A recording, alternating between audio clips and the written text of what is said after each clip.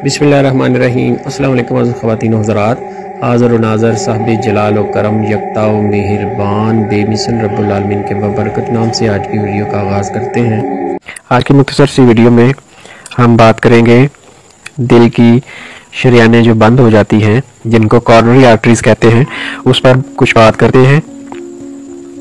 ये coronary arteries बंद क्यों होती हैं और इनका बगैर सर्जरी के क्या इलाज मुमकिन है, और इसकी अलामात अगर ये बंद हो रही हैं तो इनकी अलामात और इनका इलाज मुमकिन है, इस पे बात करते हैं। सबसे पहले ये जानने की कोशिश करते हैं कि ये जो दिल की शरियानें हैं, कॉर्नरी आर्टरीज, ये कहाँ होती हैं। दिल तकरीबन 300 ग्राम के लगभग इसका वेट होता है, और इसको ये कह लें कि जो एक नॉर्मल सेब है उसके बराबर होता है तकरीबन। दिल के ऊपर जैसे हाथ की 5 उंगलियों की तरह ये आर्टरीज का गुच्छा सा दिल के ऊपर चिपका होता है, जिसको हम दिल की शरियानें या कॉर्नरी आर्टरीज कहते हैं। ये दिल की साख्त को खून के जरिए ग़िज़ा पहुंचाती है, यानी कि दिल तो हमारे सारे जिस्म को दिल खून पहुंचाता है, लेकिन दिल को अपनी ग़िज़ा के लिए, अपने पट्ठों के लिए, अपनी खुद की ग़िज़ा के लिए भी तो खून की ज़रूरत होती है। वो खून की ज़रूरत इन्हीं कॉर्नरी आर्टरीज के ज़रिए पूरी की जाती है। लेकिन अगर इनमें कोई ब्लॉकेज या इनका डायमीटर तंग हो जाए तो फिर दिल को खून की सप्लाई नहीं होती और दिल का वो हिस्सा कमज़ोर होना शुरू हो जाता है, और आस्ता आस्ता उसमें अगर कोलेस्ट्रॉल की मिकदार खून में ज़्यादा हो जाए तो वो इन आर्टरीज में जमना शुरू हो जाती है।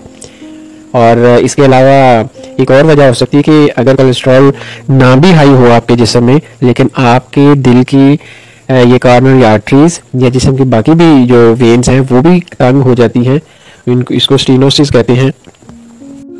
तो कॉर्नरी आर्टरीज का अगर डायामीटर कम हो गया है, वो तंग हो गई हैं, उनमें कोलेस्ट्रॉल जम गया है, तो उसका इलाज क्या है। पहले इसकी अलामत क्या है वो मैं आपको बता दूं कि अगर इन आर्टरीज में कोलेस्ट्रॉल की मिकदार ज़्यादा होने से वहाँ पे थीके से बनना शुरू हो गए हैं वहाँ पे, तो उससे सबसे पहले ये होगा कि ऐसा मरीज़ में घबराहट शुरू हो जाएगी, उसका सांस फूलने लगता है, गुस्सा आने लगता है, बाज़ लोगों में थकावट, हुनूदगी, धड़कन का ज़्यादा या कम होना, या बाज़ का दिल ज़्यादा धड़कना शुरू हो जाता है, कभी दिल बिल्कुल जैसे बैठ गया है ऐसे महसूस होता है। लोगों में मतली की शिकायत भी देखने को मिलती है, बाज़ को ठंडे पसीने आते हैं।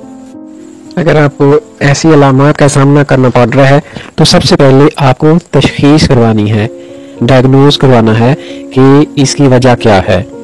आया कि आर्टरीज का जो डायामीटर है वो कोलेस्ट्रॉल की वजह से कम हो रहा है या कि कोई और वजह है। अगर कोलेस्ट्रॉल की वजह से ट्राइग्लिसराइड्स ज़्यादा होने से वहाँ पे डायमीटर कम हो रहा है, तो उसके लिए मैं आपको एक नुस्खा बता देता हूँ जो कि दिल की बंद शरियानें खोलने में अपनी मिसाल आप है।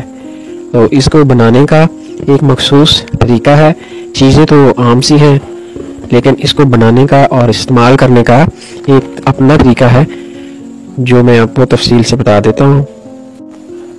तो नुस्खा नोट कर लें, मैं वीडियो के एंड पे लिख भी दूंगा। इसमें 1 कप लीमू का रस ले लें, लेमन का 1 कप रस निकाल लें और इसको मुकद्दर करके रख लें। और इसके अलावा अदरक, 1 कप अदरक का रस निकाल लें, उसको भी आप मुकद्दर कर लें। तीसरे नंबर पर देसी लहसुन लेना है, इसको भी आप कूट के इसका कपड़े से दबाकर रस निकाल लें, उसको भी मुकद्दर कर लें। 1 कप सिरका सेब लेंगे। सिरका सेब जो आम मिलता है वो एस्टिक एसिड का बना होता है, आप वो ना लें जो असल में खुद बनाया जाता है या किसी अच्छी कंपनी का, वो आप सिरका सेब लेंगे, वो भी 1 कप लेना है। और 3 कप शहद खालस छोटी मक्खी वाला, वो आपने लेना है। अब इसकी तरकीब तैयारी क्या है कि लेमन, अदरक, लहसुन और सेब का सिरका, इन चारों का 1-1 कप किसी शीशे के बर्तन में या स्टील के बर्तन में डालकर चूल्हे पर रखें।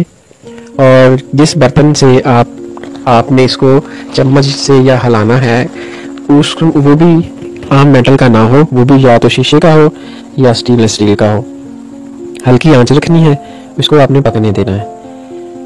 थोड़े चंद मिनट लगेंगे, इसमें से सिरके की खुशबू आने लगेगी। इसको पकाते जाएं, इसको हल्का हल्का चम्मच से हिलाते भी रहें। जब देखें कि सिरके की स्मेल आना बंद हो गई है तो आप चूल्हा बंद कर दें और इसको ठंडा होने के लिए रख दें। जब देखें ये नॉर्मल सा हो गया है तो इसमें आपने 3 कप शहद डाल देना है और उसको दोबारा आकर रख देना है। और अब भी आग आपने हल्की ही रखनी है और इसको हिलाते रहना है। जब देखें कि 1-2 दफ़ा ये अमीज़ा उबल गया है तो आप इसको नीचे उतार लें, इसको ठंडा होने दें। आपका नुस्खा तैयार है, आपकी दवाई तैयार है। अब ये दिल की बंद शरीयाने कॉर्नी आर्टरीज को खोलने में अपनी मिसाल आप है, लेकिन ये सबसे पहले ये देखना है कि ये किस बंदे की आर्टरीज खोल सकता है और किसकी नहीं खोल सकता। ये बात है याद रखने वाली।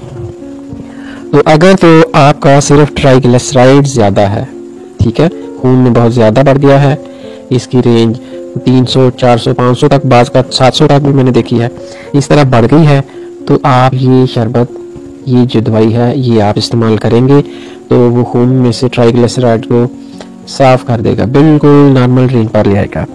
लेकिन अगर इसका सबब कॉर्नी आर्टरीज की ब्लॉकेज का सबब ट्राइग्लिसराइड्स नहीं है, कोई और वजह है, शरीयानें सिकुड़ रही हैं, स्टेनोसिस हो रहा है, तब आपने ये जो शरबत है ये उस मरीज को हरगिज नहीं देना।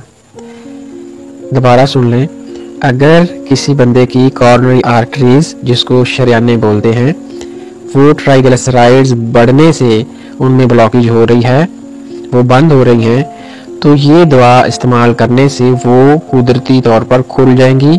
लेकिन इसके साथ परहेज भी करना पड़ेगा, वो भी मैं आपको बता देता हूँ।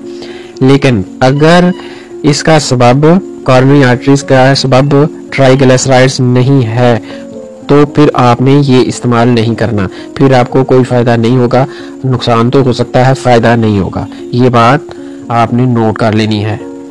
तशखीस के बगैर इसको इस्तेमाल नहीं करना।